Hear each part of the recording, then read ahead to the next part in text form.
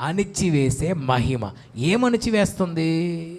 ఏమణిచివేస్తుంది? నీ మీదికి లేచేవారిని అణిచివేస్తుంది. ఏంటి నీ మీదికి లేచేది? కేవలము మనుషులు మాత్రమే కాదు. నీ మీదికి లేచువారిని అని అక్కడ మనుషులను గురించి, శత్రువులను గురించి చెప్పబడింది. కానీ నీ మీదికి లేచేవి ఏంటంటే రకరకాల శోధనలు, రకరకాల అలలు. కీర్తనలో రాసుంటుంది, ఆ అలలు వారి మీదుగా పొర్లి పారాయి అని రాయబడి ఉంటుంది. అలలు అనగా శ్రమలు, శోధనలు, పరిస్థితులు, ఎన్నో భయంకరమైనటువంటి అనుభవాలు మన మీదికి లేస్తూ ఉన్నాయి. ఎందుకు లేస్తున్నాయంటే మనల్ని అణిచివేయడానికే.